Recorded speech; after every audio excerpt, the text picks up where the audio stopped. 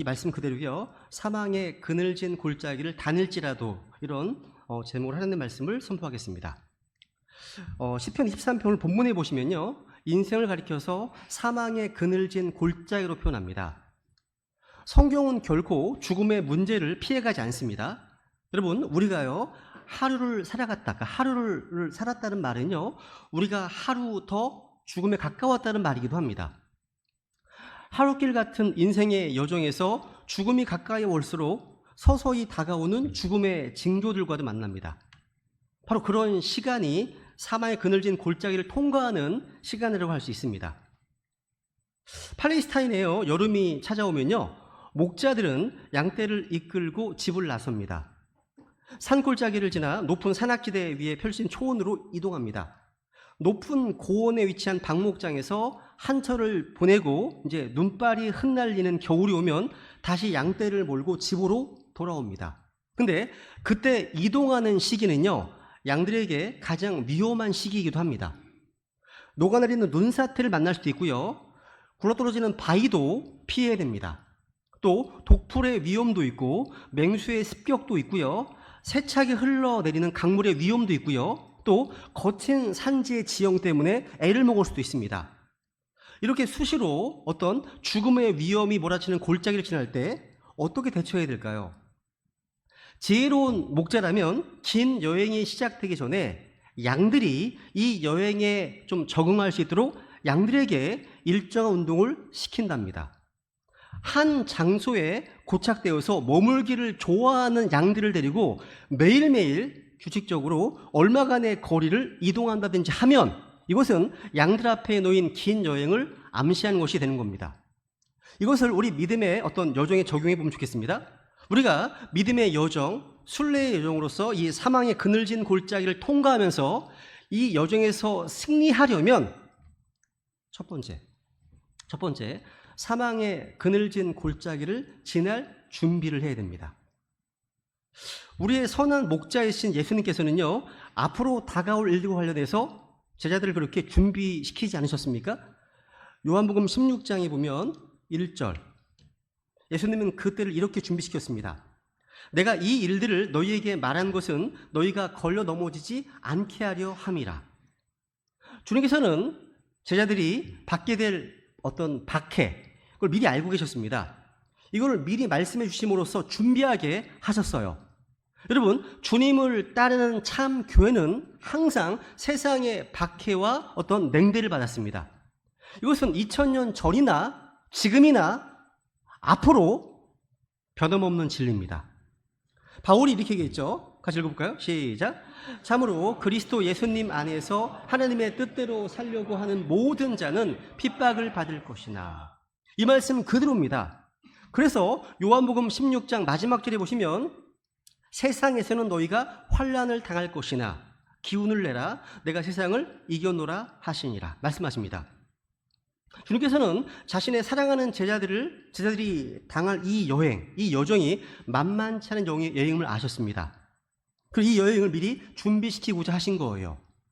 이것이 이방인의 사도였고 또 교사로 부름받은 사도 바울도 데살로니가 교회를 향해 이 골짜기를 통과해야 하는 그 여행을 준비시키고자 했습니다. 데살로니가서 3장 4절입니다. 읽겠습니다. 시작. 우리가 너희와 함께 있을 때 우리가 환난 당할 것을 참으로 너희에게 미리 말하였는데 과연 그렇게 되었고 너희가 그것을 아느니라. 그러니까 바울은요, 복음을 전하잖아요. 처음에 하나님의 말씀을 가르치잖아요.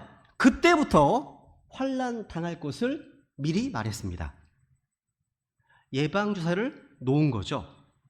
바울은요, 오늘날의 순복음 은사주의자들처럼요, 기복신앙을 가르치지 않았습니다.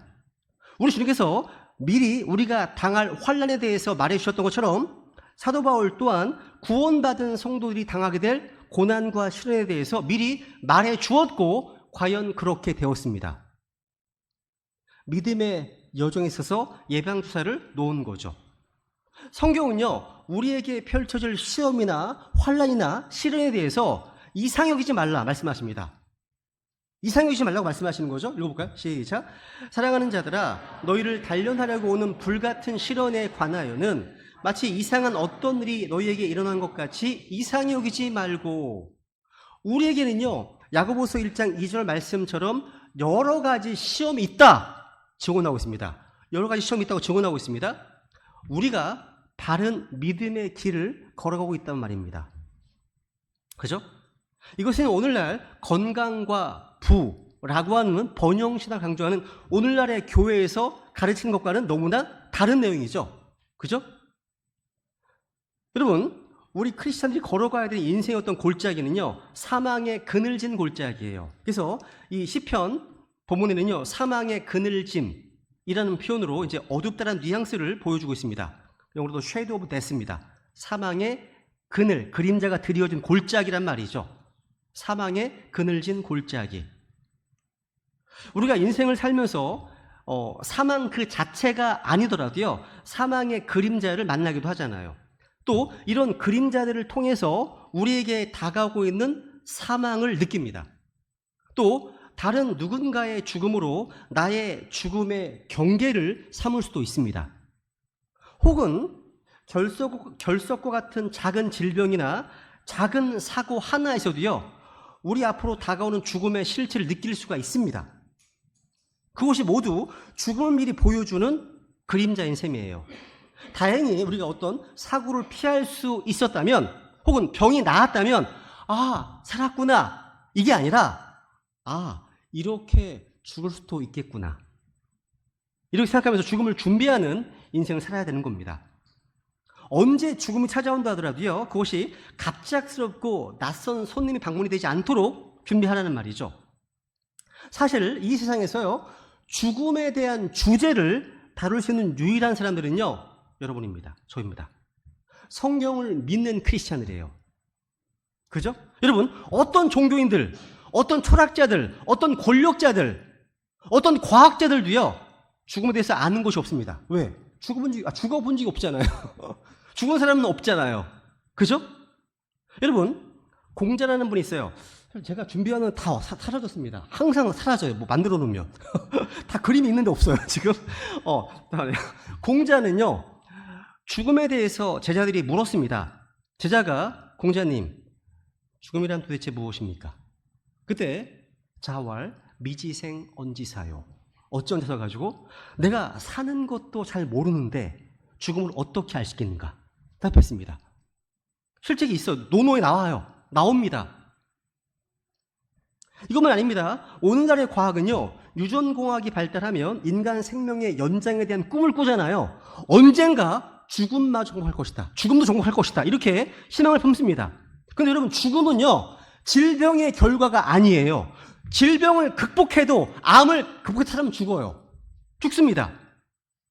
죽음은요, 생물학적 문제가 아닙니다. 죽음은 영적인 문제입니다. 죄의 문제거든요. 인간이 게놈 지도를 완성하고 우리 인간의 장기들을요, 매번 새로 교체한다 하더라도 사람은 죽습니다. 왜 죽습니까? 죄 때문에 죽습니다. 아무리 좋은 약이나 좋은 음식을 먹는다 하더라도요, 죽음을 피할 수가 없습니다. 성경은 죽음이 어떻게 이 세상에 들어왔는지, 사람이 왜 죽게 되었는지 너무나 상세하게 쉽게 알려주고 있습니다. 그래서 성경을 읽고 믿는 성도들은요, 이 세상 그 누구보다도 죽음에 대해서 잘 알고 정확히 알고 있습니다. 우리는 죽음의 실체를 알고 있습니다. 또 우리는 죽음이 누구에게 정복되었는지 압니다. 우리는 죽음을 이길 수 있는 방법을 알고 있고, 구원받은 우리는 죽음에 대해서 승리를 선포할 수 있습니다. 구원받았다면 오 사망아, 너희 승리가 어디 있느냐 선포할 수 있습니다. 우리는 부활장이죠. 부활장에 나오는 마지막 원수가 뭐죠? 사망입니다. 마지막 원수인 사망의 종말을 보게 될 겁니다. 우리는요, 그때까지는 우리 또한 다른 사람들과 마찬가지로 늙고 병들고 약하고 죽게 됩니다. 그런데 죽음을 정복하신 예수 그리스도를 믿고 있는 구원받은 성도들은요, 죽음 그 자체를 두려워하지 않습니다. 왜냐하면 하나님의 특별 계시로 주는 이 성경을 통해서 죽음에 대해서 잘 알고 있기 때문이에요.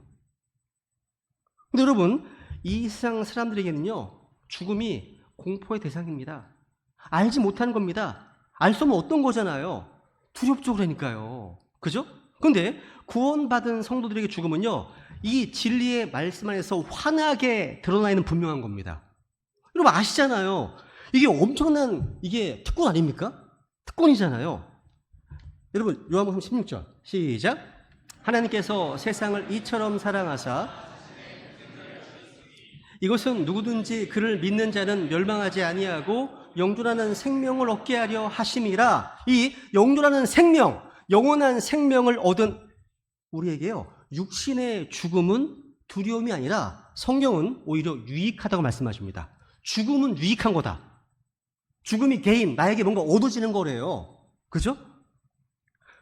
성도들은 언제든지 죽을 준비가 되어 있어야 됩니다. 죽을 준비가 뭐죠? 주님을 만날 준비죠. 주님 만날 준비가 되어 있어야 되겠죠. 근데 우리 구원받은 크리스찬들은 죽음을 준비한 정말 복된 사람들입니다. 사실 구원받지 못한 자들과 구원받은 성도들이 죽을 때를 비교하면 빛과 어두움처럼 너무나 다른 분위기입니다. 제가 비교를 위해서 두 사람을 한번 예로 들어보겠습니다. 한 명은 이제 유명한 무신론자 볼테르. 볼테르의 죽는 모습을 그림으로 그린 겁니다. 너무 유명해서 이 그림 자체가요. 왜냐하면 이 볼테르의 죽음을 옆에서 지켜보았던 간호사가 볼테르의 죽음을 기록으로 남겼습니다. 너무 끔찍해서. 이렇게 얘기했습니다. 나는 앞으로 하나님을 부인하는 무신론자들의 죽음을 다시는 보지 않을 것이다. 나는 이제 그 수많은 임종을 지켜봤지만 볼테르처럼 그렇게 비참하고 고통스럽게 죽어가는 것은 보지 못했다. 실제 간호사가 했던 기록이 남아 있습니다. 그런데 그에 비해서 죽음 앞에 선 사도 바울의 고백을 들어보십시오. 읽습니다. 시작. 이제 내가 헌물로 드려질 준비가 되어 있고 나의 떠날 때가 가까이 왔도다. 내가 선한 싸움을 싸우고 나의 달려갈 길을 마치고 믿음을 지켰으므로 이후로는 나를 위해 의의 왕관이 예비되어 있나니 주 곧 의로우신 심판자께서 그날의 그것을 내게 주실 것이요 내게만 아니라 그분의 나타나심을 사랑하는 모든 자들에게 주시리라. 와, 분위기가 너무 다르지 않으세요? 야, 죽음을 헌물로 드리는 거다, 주님 앞에. 또 떠나는 거다, 디파팅 타임. 비행기 출발할 때 디파팅 타임 하잖아요, 그죠? 뭔가 새로운 데로 떠나는 여행이에요, 여행. 표현이 다르잖아요. 그러니까 여기 구원받은 한 그리스도인의 죽음을 보고 있습니다. 어떤 설렘이 느껴집니다. 새로운 희망이 발견됩니다, 그죠? 그러니까 곧 다시 만난다는 복된 소망 때문에 기쁨이 있고 포상이 있고 기대가 있잖아요, 뭔가. 그죠? 어떻게 다를 수가 있을까요? 이게 바로 복음의 권능입니다. 복음의 권능인 거예요. 바울이 로마서 1장 16절에서 이렇게 고백했습니다. 시작. 내가 그리스도의 복음을 부끄러워하지 아니하노니 이는 그 복음이 믿는 모든 자에게 구원을 주시는 하나님의 권능이기 때문이라. 먼저는 유대인에게요 또한 그리스인에게로다. 왜 바울이 그리스도의 복음을 부끄러워하지 않았습니까? 그것은요, 우리 모든 인류가 처해 있는 죄와 죽음의 문제, 지옥이라는 하나님의 진노와 심판의 문제를 이 복음이 해결해 줄 수 있기 때문입니다. 인간의 그 어떤 철학과 어떤 종교나 어떤 권력도 죽음의 그 파워, 권능 앞에서 다 무기력합니다. 다 절망적입니다. 아무 소용이 없어요. 근데 이 복음이 그 문제에 대한 유일한 해답이라는 거죠. 복음이요. 여러분, 죄라는, 죽음이라는 치명적인 질병에 대한 유일한 치료제가 바로 복음인 겁니다. 디모데 후서 1장 10절입니다. 시작. 우리의 구원자 예수 그리스도의 나타나심으로 이제 분명히 드러났느니라. 그분께서는 사망을 패하시고 복음을 통해 생명과 죽지 아니함을 밝히 드러내셨으며 복음을 통해서 죽지 아니함을 드러내셨다. 혹시 이 가운데 죽음을 준비하지 못한 인생이 있다면 지금 준비하십시오. 죽음에 대한 준비를 하기 가장 좋은 시기는 바로 지금입니다. 죽음을 준비하기 전까지는 절대로 죽지 마십시오. 죽으시면 안 됩니다. 구원받지 못한 사람들의 영원한 운명은 너무나 두렵고 끔찍합니다. 근데 죽음을 준비하려면 예수님을 바라보시면 됩니다. 예수님을요? 죽음에서 승리하신 예수님을 바라보시면 됩니다. 예수님께서 죄인들을 구원하기 위해서 죄인들의 위치에 서서 죄인들을 대신해서 십자가에서 피 흘려 죽으셨습니다. 6월 어린 양의 피가 장자를 죽게 만든 하나님의 심판을 면하게 했던 것처럼 십자가의 그 피, 예수님의 그 피가 죄에 대한 하나님의 심판으로부터 우리를 면하게 해주는 겁니다. 그래서 죽음을 준비하기 위해서는 오직 예수 그리스도와 그분의 피를 신뢰하면 되는 겁니다. 지난주 월요일 새벽에 우리 박승지 형제님 부친께서 소천하셨어요. 땅끝마을 해남에 다녀왔습니다. 먼 거리임에도 불구하고 여러 시들이 함께 해주셨어요. 저는 그날 이제 목회자 모임을 마친 후에 우리 최태용기님 또 김수현 형님과 함께 출발해서 밤 10시쯤에 장례식장에 도착을 했습니다. 도착해서 함께 예배드린 후에 이제 식사하면서 이제 부친께서 소천하실 때까지의 이야기를 들었습니다. 이 박경재님 가정이요. 그날 주일 예배를 마치고 바로 해남으로 내려가셨는데 내려가서 아버님을 뵈니까 마약성 진통제 몰펜을 최대치로 맞은 상태시고 동공 거의 풀려 계시고 의식은 거의 없는 상태였다고 합니다. 근데 이제 막내 아들 박경재님이 왔다는 얘기를 들으시고 잠깐 의식이 돌아오셔서 반가움에 고개를 끄덕이시고 반응을 하시더라는 거예요. 박경재님은 그 기회를 놓치지 않고 거기서 다시 한번 예수님의 복음을 전해드렸습니다. 그런데 아버님께서 고개를 계속 끄덕끄덕이시면서 반응을 하시더라는 거죠. 그리고 새벽 5시가 지나서 주님의 품으로 가셨습니다. 소천하시기까지 아버님의 모습을 계속 지켜봤는데 정말 너무나 평안하고 환하게 소천하셨다는 겁니다. 믿지 않는 가족들이 모두 인정할 만큼 그렇게 평안할 수가 없었다고 합니다. 보통 암 환자들은요, 임종하실 때 정말 고통스러워 하시거든요. 너무 평안하셨다는 거예요. 누가복음 16장 말씀대로요, 나사로를 천사가 데리고 아브라함 품으로 가잖아요. 그죠? 마찬가지예요. 천사에 의해서 주님의 품에 안기신 겁니다. 약 4개월 전에 교회에 오셔서 이 복음 말씀을 처음 들으시고 그때 구원받으셨고 돌아가실 때에는 아버님이 가장 사랑하셨던 막내 아들의 입술을 통해서 다시 복음의 기쁜 소식을 들으시고 반응하신 모습을 통해서 구원의 확증까지 주셔서 너무나 감사했다고 간증해 주셨습니다. 그래서 장례식장에서요, 지체들과 함께 교제하는 내내 너무나 밝고 환한 분위기 속에서 이야기를 나누었습니다. 이게 예수님을 믿는 구원받은 크리스찬의 특권입니다. 죽음을 알고 있고 죽음 이후에 어떤 상황이 펼쳐질지를 다 우리는 알고 있습니다. 그 누구도 알지 못하잖아요. 근데 우리 구원받은 크리스찬들은 확실히 알고 있습니다. 이게 너무나 감사하고 평안하다는 거죠. 사실 구원받고 안 받고는요, 장례식장의 분위기가 완전 달라집니다. 빛과 어두움처럼요, 다시 만남의 소망과 절망의 차이처럼 너무나 다릅니다. 복음이 들어가면 절망에서 소망으로 바뀌게 되는 거잖아요. 그죠? 그래서 이 가운데 혹시 죽음을 준비하지 못하셨습니까? 여러분, 회개하십시오. The door is closing. 구원의 문이 닫히고 있습니다. 닫히고 있어요. 문이 닫히면 열리지 않습니다. 근데 얼마 남지 않은 것처럼 보여요. 닫히고 있습니다. 그래서 지금 바로 예수 그리스도의 십자가를 바라보시라는 겁니다. 구원을 위해서 오직 예수님만을 의지하시라는 겁니다. 다른 어떤 것도 바라보지 마시라는 거죠. 그래서 예수님을 제외한 다른 어떤 것도 신뢰하지 마십시오. 지금 이 시간 여러분을 사랑하셔서 십자가에 못 박혀 피 흘려 죽으심으로 우리의 모든 죄, 온 생의 모든 죄를 제거하신 예수 그리스도를 자신의 구원자로 주님으로 받아들이겠다고 고백하시면 됩니다.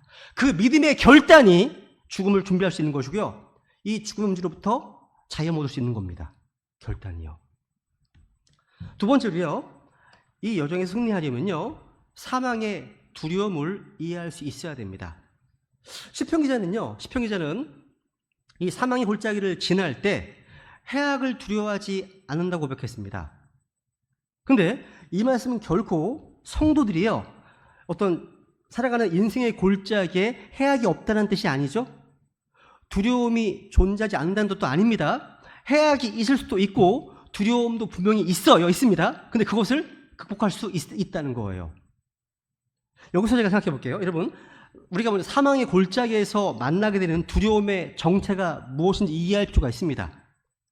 적어도 저는요, 죽음에 관한 3가지 대표적인 두려움이 있다고 생각합니다.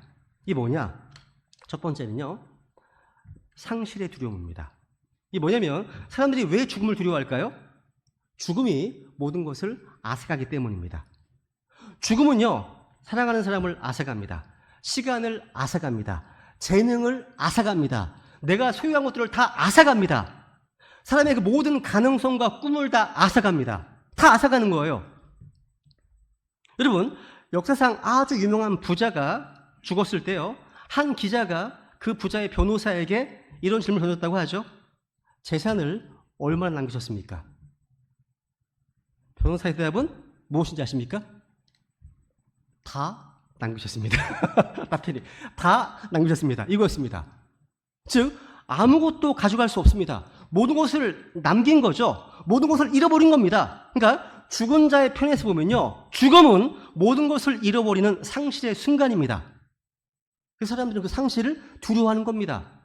또 뭘 두려워할까요, 사람들이요? 고통을 두려워합니다. 이전에요, 주일학교 어떤 아이가요, 저에게 물어봤습니다. 목사님도 죽음을 두려워하시냐고 묻더라고요. 저 이렇게 대답했습니다. 나는 죽음은 두렵지 않아. 그런데 죽어가는 과정은 두려워. 이게 되게 솔직한 대답이었거든요. 과정은 두렵다고요? 이건 여러분 공감하지 않으세요? 우리 모두 특히 구원받은 성도라면 죽음을 두려워할 필요는 없습니다. 근데 내가 죽을 때 어떠한 모습으로 고통받으며 죽어갈 것인지 이걸 생각하면 두려움이 없을 수는 없을 겁니다. 이런 거죠. 제발 오래 아프지 않고 죽을 수만 있다면, 이런 거죠. 또 주변 사람들에게 초라한 모습 보이지 않고 최소한 내 자존심은 좀 지키면서 눈을 감을 수만 있다면, 뭐 이런 마음인 거죠. 너무 몇 년 동안 고통 가운데 있으면 힘들잖아요. 그죠? 저와 제 자매는요, 아이들에게 그런 말을 한 적이 있어요. 혹시 엄마 아빠가, 가정 상상입니다, 누군가에게 테러를 당해가지고 사고를 당해서 병원에 갔더니 지금 인공호흡기를 끼워서 연명치료를 해야 되는 순간이 온다. 절대 호흡기 끼지 마라. 네, 그랬거든요. 지금은 법이 바뀌었대요. 이거 개인적으로 신청하면 된다고 하더라고요. 지금은 연명치료 가능하대요. 신청하려고 합니다, 저 지금. 그래서 인공호흡기를 끼우는 순간 나는 너희들 하나님께 저주할 거다. 이 고통 가운데 오래 살고 있으면 얼마나 힘들어, 이게 누워있으면서. 그렇게 협박을 하기도 했습니다. 그러니까 고통 가운데, 그리고 계속 이 땅에 살고 있다면 그렇게 살게 한 원인을 자식들이 주고 있으니까 축복도가 나오겠습니까? 안 나오죠? 사실 자식 입장에서는 결정이 쉽지는 않겠죠. 근데 부모 입장에서는 더 이상 이 땅에서 고통 가운데 연명치료하는 것을 결코 원하지 않습니다. 왜냐하면 우리에게는 더 이상의 고통이 없는 죽음의 영광 삶이 지금 기다리고 있잖아요. 그죠? 그러니까 여러분, 죽음에 대한 두려움이라는 게 뭐예요? 결국 죽음이 동반할 그 어떤 페인, 고통에 대한 두려움인 거예요. 그죠? 이거 이해할 수 있습니다, 이런 것들은. 그죠? 세 번째, 고독의 두려움입니다. 왜 죽음이 두려울까요? 홀로 죽어야 하기 때문입니다. 제가 어르신들을 만났을 때 가장 자주 하는 표현 중에 이런 거예요. 어르신이 돌아가실 때, 쉽게 요단강 건너가실 때, 지금 어르신의 손을 잡아줄 수 있는 사람 아무도 없다. 예수님만이 잡아줄 수 있다. 예수님 믿으셔야 된다. 사랑하는 아내도 자식도 살아있을 때만 잡을 수 있지, 죽음을 건너가게 되면 손 놓아버릴 수밖에 없다. 이런 얘기 하거든요. 이런 두려움이 있는 거예요. 그죠? 그러니까 아무리 사랑하는 사람이라 할지라도요, 죽음의 길을 대신 걸을 수가 없어요. 함께 갈 수도 없습니다. 단독자로 가야 돼, 단독자로. 하나님 앞에 가야 됩니다, 단독자로요. 그러니까 개인적인 체험인 거죠. 여러분, 대형사고로 많은 사람들이 함께 죽는 일이 일어난다 하더라도요, 죽음의 체험은 개인적인 체험이잖아요. 그죠? 여전히 여러분, 따로 회개도 따로따로 하잖아요. 따로 그 길을 가야 됩니다. 여러분이 뭐 드라마를 많이 봐서 그런지 모르겠어요. 뭐 사고 같은 데 보면요, 사랑하는 두 남녀가 죽을 때 막 손잡고 막 죽잖아요. 이게 되게 멋있어 보이잖아요. 죽음을 건너가잖아요. 이건 뭐 그냥 이건 흩어지는 겁니다. 그러니까 숨이 멎는 그 순간 모든 사람은 그 손을 놓고 홀로 주님 앞으로 가야 되는 겁니다. 이런 고독의 어떤 두려움이 있는 거죠. 구원받은 성도라 하더라도요, 우리 각자 하나님 앞으로 가게 됩니다. 그래서 죽음의 골짜기 많은 아무도 동행할 수가 없어요. 이런 사무치는 고독과 외로움이 우리를 두렵게 한다는 거죠. 근데 다윗은요, 이렇게 사망의 그늘진 골짜기에서 두려워하지 않는다고 고백합니다. 왜요? 해답이 뭐죠? 이겁니다. 주께서 나와 함께 하시며 For thou art with me. 그러니까 주께서 나와 함께 하시기 때문입니다. 이게 해답입니다. 그러니까 죽음을 건너갈 때 우리와 함께 하실 유일한 분은 주님이신 거예요. 그죠? 세 번째로요. 주님의 함께 하심이 이 문제의 해답이라는 겁니다. 여러분, 전지하신 하나님, 전능하신 하나님, 또 사랑하신 하나님, 또 우리의 목자가 되시는 그 하나님께서 함께 하시면 우리가 앞에서 이야기한 두려움들을 다 이길 수 있습니다. 왜냐하면 우리가 주님 안에서 행한 모든 수고와 섬김과 희생과 헌신은요, 상실되지 않기 때문입니다. 잃어버리지 않기 때문입니다. 남기 때문입니다. 의미 있는 모든 것들은 다 잃어버리지만 우리가 그리스도 안에서 행했던 의미 있는 모든 일들은 다 영광스럽게 남을 겁니다. 성경이 증언하는 거예요. 보세요. 읽어볼까요? 시작. 그러므로 내 사랑하는 형제들아, 너희는 굳게 서서 흔들리지 말고 항상 주의 일을 넘치게 하라. 너희 수고가 주 안에서 헛되지 않은 줄 너희가 아느니라. 너희 수고가 주 안에서 헛되지 않다. 그 수고가 상실되지 않는다 말씀하신 겁니다. 다시 보세요. 항상 주의 일을 넘치게 하라. 따라해보세요. 항상 주의 일을 넘치게 하라. 무슨 일을 넘치게 하라고요? 자기 일에만 정신 팔려 있는 것이 아니라 주님의 그 일을 넘치게 하라고 말씀하고 있습니다. 그리고 적당히 주의 일을 하라고 하는 것이 아니라 넘치게 하라고 말씀하십니다. 넘치도록 하십시오. 그리고 가끔씩 주의 일을 하는 게 아니라 항상 주의 일을 하십시오. 그 주의 일을 하는 것은 결코 헛되지 않습니다. 주님께서 우리 모든 수고 헌신을 잊지 않으시고 보상해 주시기 때문이죠. 히브리서 6장 10절 시작. 하나님께서는 불의하지 아니하사 자신의 이름을 위해 너희가 보여준 너희의 행위와 사랑의 수고, 곧 너희가 성도들을 섬겨온 것과 또 섬기고 있는 것을 잊지 아니하시니라. 하나님은 불의하지 않으십니다. 우리의 믿음의 행위와 사랑의 수고와 섬김을 결코 잊지 않으십니다. 그래서 우리의 모든 수고가 주 안에서 헛되지 않음을 약속하셨기 때문에 우리는 상실을 두려워할 필요가 없다는 거죠. 또한 고통에 대한 두려움, 이것도 많이 위로가 되는데 뭐냐면 주님께서는요, 우리가 고통 가운데 있을 때 주님께서도 함께 고통을 당하십니다. 성경에 로마서 8장에 보세요. 8장 보시면 자녀이면 또한 상속자고 하나님의 상속자요 그리스도와 함께하는 공동 상속자인데 그 다음 우리가 그분과 함께 영광을 받기 위해 고난도 함께 당하면 그러하니라. 고난도 함께 당하면 우리가 예수 그리스도와 함께 죽었고 함께 부활한 사실이 진리라면 우리가 고난을 받을 때에도 주님께서도 함께 고난받는다는 사실 역시 진리인 겁니다. 여러분 사도행전 9장에 보시면요 사울이 주의 제자들을 대적해서 핍박하잖아요. 그죠? 그런데 5절에 보니까 주님께서 하늘에서 사울에게 이렇게 얘기합니다. 나는 네가 핍박하는 예수라. 예수는 이 땅에 안 계시거든요. 부활 승수로 위에 하늘에 계십니다. 그런데 주의 제자들 교회를 핍박하는 것은 바로 교회 머리신 나를 핍박하는 거다 말씀하시죠. 그러니까 주님께서는요 주의 제자들과 함께 고난받고 계신 겁니다. 그러니까 주님께서 함께 하신다면 이 두려움 이것도 극복할 수 있습니다. 또한 오늘 본문에서 주님께서는요 사망의 그늘진 골짜기를 함께 걸어주시겠다고 약속하셨습니다. 분명히 우리를 버리지 않으시고 우리를 떠나지 않으시겠다고 약속하셨습니다. 그렇다면 그 길의 고통도 고독도 이겨낼 수 있지 않겠습니까? 함께 해주시는데 그죠? 그래서 이 사망의 그늘진 골짜기를 지나는 양들에게 내린 목자의 처방이 바로 주님의 함께 하심이었습니다. 주님의 함께 하심. 이것이 모든 문제의 해답인 거예요. 여러분 어떤 심리학 교수가요 인간이 고통을 얼마나 잘 견딜 수 있는지 실험해 봤다고 해요. 되게 할 일 없나 봐. 이런 거 실험 많이 해 이 사람들이요. 그러니까 얼음을 가득 채운 물동이에요. 맨발을 담그고 텅 빈 실험실에서 혼자 얼마나 견딜 수 있는지 알아본 실험이었습니다. 그러고 나서 이번에는요, 그 과정을 마친 학생에게요, 실험실에서 자기와 친한 친구와 함께 있도록 한 다음에 동일한 실험을 하고 그 결과가 어떻게 다른지 또 테스트했습니다. 여러 명의 학생들에게 같은 실험을 한 결과 일반적으로 친구가 곁에 있으면 갑절 이상의 시간을 더 견딘다! 결과가 나왔습니다. 와, 이런 실험도 하는구나. 하는구나. 무슨 얘기냐? 그러니까 고통 가운데 함께 하는 것이 중요하다는 말씀인 겁니다.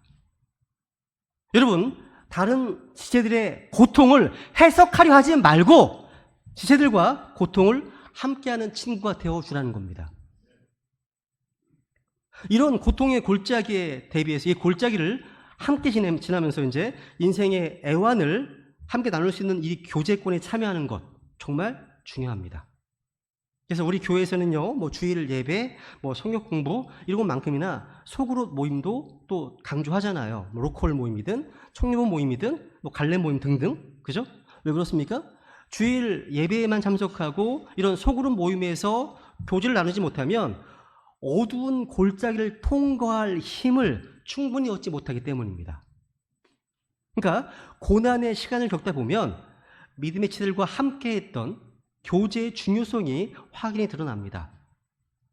물론 이 교제 모임에는 리더가 있어야 되고 또 기도 제목을 나누고 말씀의 은혜를 나누고 주님께서 행하신 일들을 높이고 주님을 높이는 모임이 되어야 되겠죠. 간증을 할 때에도 그 간증의 포커스는 주님께서 자신을 위해서 무슨 일을 행하셨는가, 이것이 포커스입니다. 내가 뭔 일을 한 것이 아니죠. 그죠? 저는 우리 교제 모임이 믿음을 세우고 은혜를 끼치고 덕을 서는 모임이 되기를 간절히 원합니다. 혹시 이 가운데 우리 교회가 아닌 다른 지역교회 지체들과 뭐 카카오톡이나 이런 SNS 교제를 하고 있는데 그 교제 모임에 누군가를 비방하고 교회 사역자를 비방하고 함부로 판단하는 모습이 보인다면 여러분 자신을 위해서 그 모임에 조용히 나오시기 바랍니다. 성경은 명령하십니다. 속지 말라. 악한 사귐은 선한 습성을 부패시키느니라. 하나님 말씀입니다. evil communication이에요. 악한 사귐은 선한 행실을 부패시킨다. 우리가 여러 가지 경로를 통해서 커뮤니케이션을 하고 있잖아요. 근데 evil communication, 악한 사귐은 선한 습성, 선한 매너, 행실들을 부패시킨다고 경고하고 있음을 보기 때문입니다. 그래서 우리 베네신의 모든 모임들은요, 선한 어떤 커뮤니케이션, 그죠? 믿음을 세우는 그런 모임 가운데 거하기 원하는 겁니다.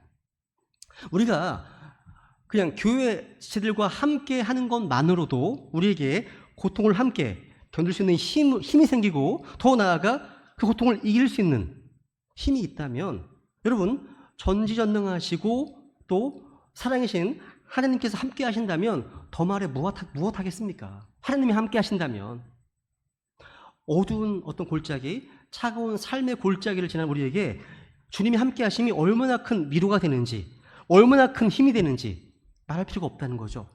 주님이 함께 하심을 진짜 믿으신다면. 그것이 바로 2000년 전에 육신을 입고 이 세상의 골짜기를 찾아오신 주님이신 거죠.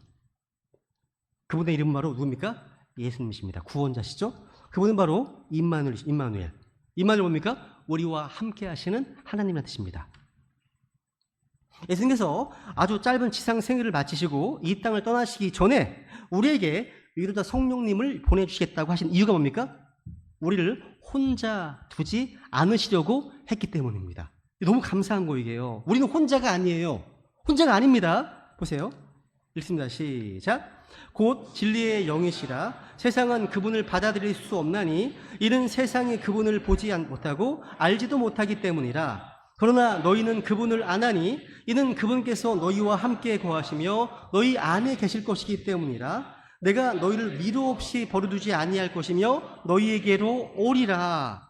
여러분 진리의 영께서 우리 안에 계십니다. 주님이시죠? 그죠? 하나님이십니다. 우리 속에는 세상에 있는 그 누구보다, 그러니까 세상에 있는 그 누구보다 더 크고 강하신 분이 함께 하십니다. 와, 그죠?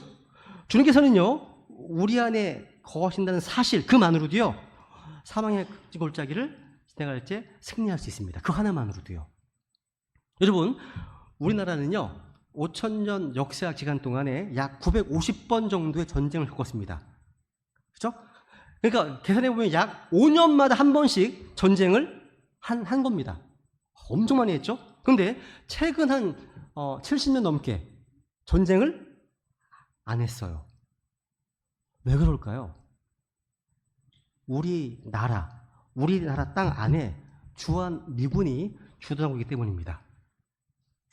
세계 최강국인 미국의 군대가 있기 때문에 다른 러시아든 중국이든 일본이든 북한이든 간에 쉽게 쳐들어오지 못하는 겁니다. 비슷한 거예요. 여러분, 우리 가운데 죄가 둘러싸고 세상의 유혹을 둘러싸고 원수가 둘러싼다 하더라도요, 공격하잖아요. 우리가 그때 우리 힘으로 싸우는 것이 아니라 우리 안에 계신 주님을 의지하면 문제가 되지 않습니다. 그죠? 주님께서 우리와 함께 하신다면 그러면 된 거예요. 그러면 된 겁니다. 우리 이 사망의 골짜기, 눈물과 고통의 골짜기, 두려움과 외로움의 골짜기를 지난 다윗처럼 이렇게 고백할 수가 있는 겁니다. 예, 읽고 마치겠습니다. 읽습니다. 시작. 내가 사망의 그늘진 골짜기를 다닐지라도 해악을 두려워하지 아니하리니 주께서 나와 함께 하시며 주의 막대기와 주의 지팡이가 나를 위로하시나이다. 야, 이런 고백할 수 있는 겁니다. 우리 이 시간 우리 베드레 가족들 모두가 사망의 그늘진 골짜기를 지나갈지라도 주님께서 함께 하심으로, 그리고 살아가는 치들과 함께함으로 이 땅의 어둡고 차가운 골짜기를 통과할 힘과 위로를 얻고 승리하는 복된 백성 될 수 있도록 우리 시간 주님께 은혜를 구하며 기도하겠습니다.